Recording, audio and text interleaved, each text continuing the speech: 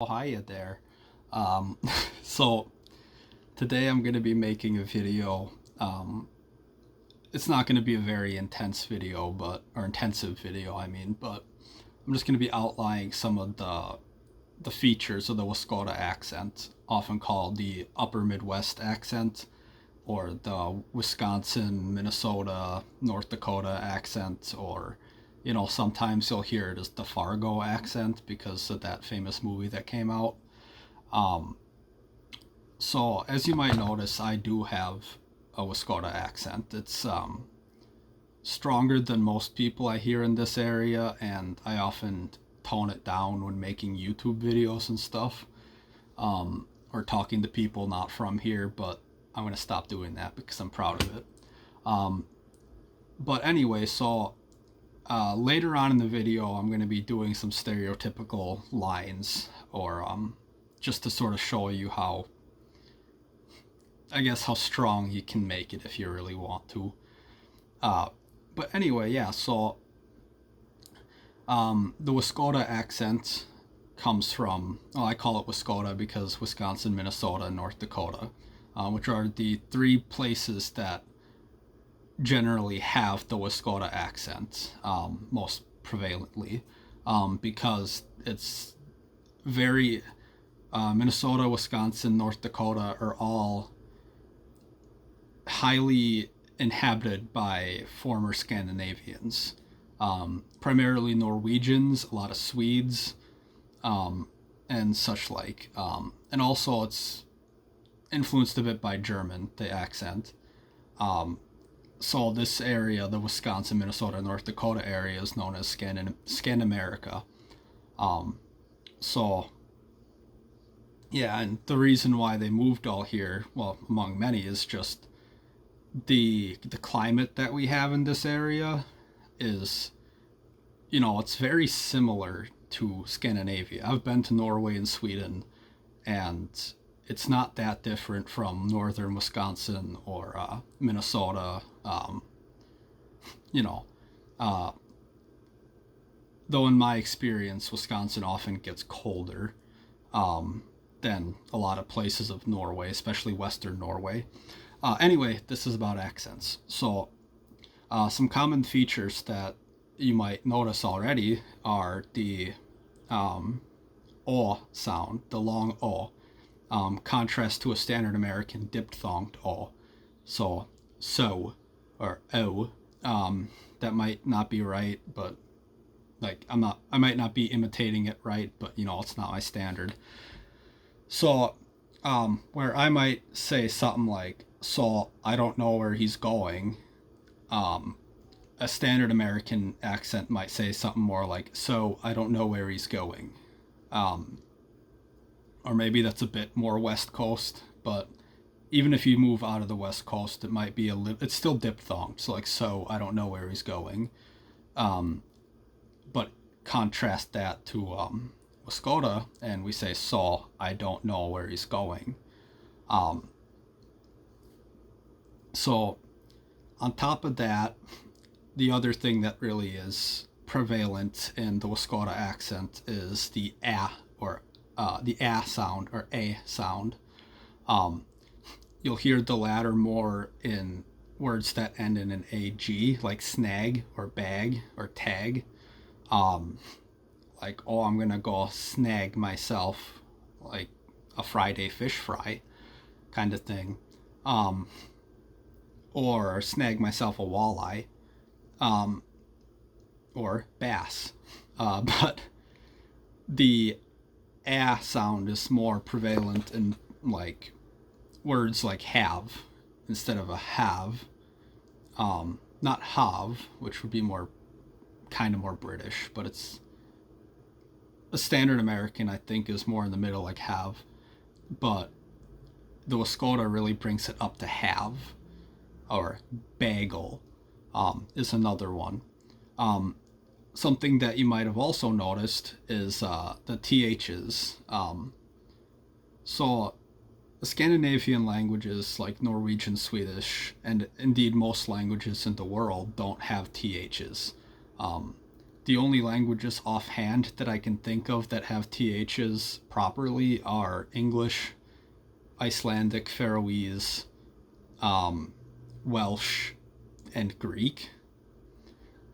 There might be, I think, an Arabic language that kind of has it as well, but those are the only ones I can think of offhand that have it. Not many languages do. So most of the time, THs are replaced with Ds. So like most of the time, instead of most of the time, that's for a voiced TH. You also have the unvoiced TH, which in Wiscota can get changed to a T sometimes. Like I think, instead of saying I think that, you'd say like I think that. It's kind of a T.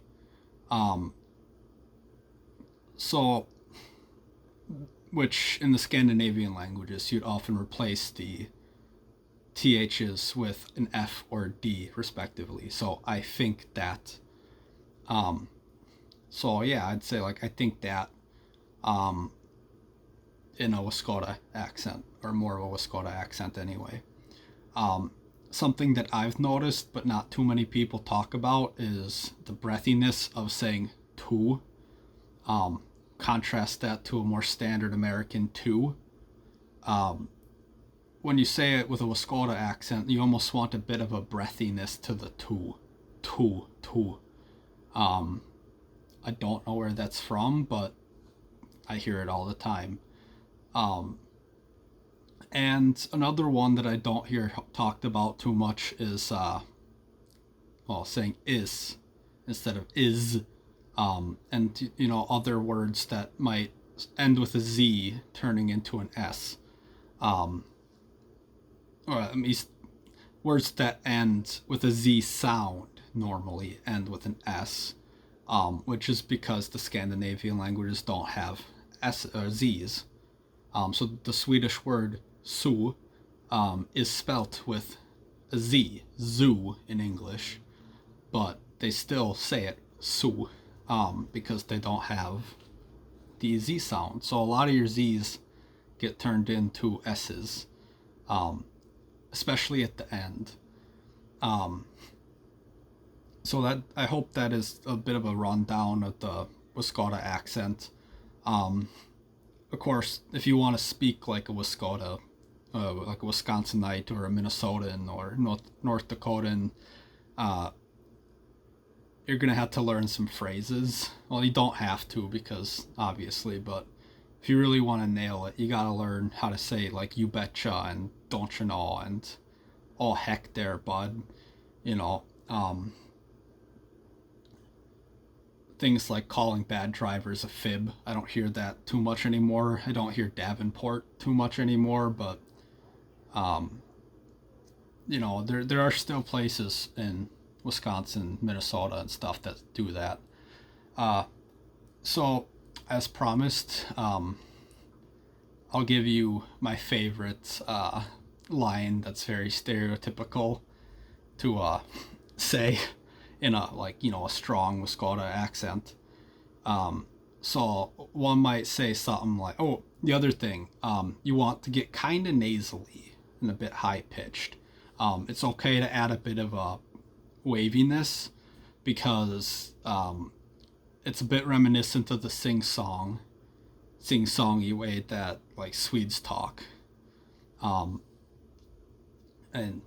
to an extent Norwegians as well, though I found Norwegians do it less than Swedes. You might say something like, "Oh, hey there, bud. Let's go up there by my cabin in Lake Wiscota. Load up the hatchback, go down the road, and catch some bass and walleye, and maybe later we can get loaded for bear and go out there in the woods, have a grand old time, don't you know?" So some of the time you kind of want to you get some of the words to be like kind of separated, don't you know? Like, not all of the time, but many of them. So yeah, I hope that this helps you out with the Wiscota accent, and you know, yeah. Anyway, yeah. Hopefully I can do something better later. It's hard to think of something off the top of my head.